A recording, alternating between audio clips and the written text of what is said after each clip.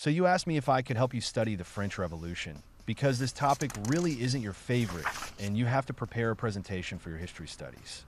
You said you understand bits of it, but everything feels disconnected and messy. That's okay. We'll make it make sense. First thing you need to remember is the starting point. The French Revolution begins in 1789.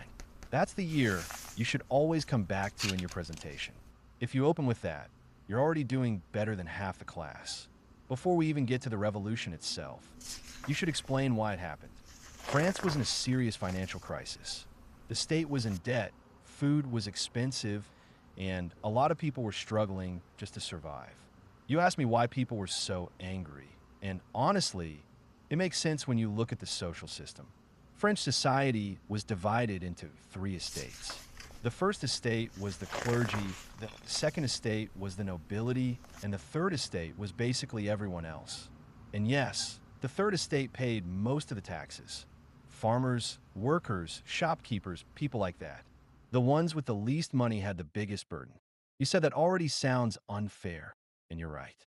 That's one of the key points you should mention. Then you move on to the political side. The Third Estate wanted more influence and representation because they made up the majority of the population but had almost no power. That's when they formed the National Assembly. You can say that this was a turning point because it showed that the people were no longer willing to accept the old system. You asked if this is where things start getting serious, and yes, this is where it really begins. July 14th, 1789, the storming of the Bastille. You don't have to go into extreme detail here, but you should explain why it mattered. The Bastille was a symbol of royal authority. When it fell, it sent a message that the people were no longer afraid. You said that moment feels dramatic, and it was. That's why it's remembered so clearly. After that, everything accelerated.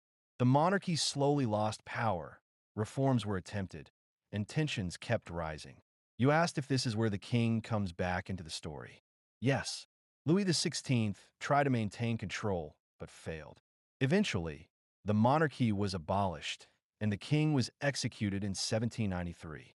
That's another key moment you should emphasize. Once the king was executed, there was no way back to the old system. You said you're worried your presentation will feel too heavy.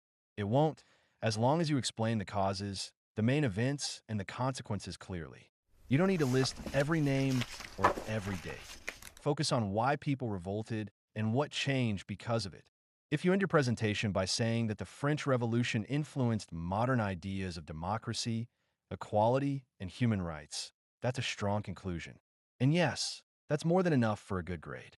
If you want, we can go over it one more time and make it even simpler. After all, we want you to get a good grade.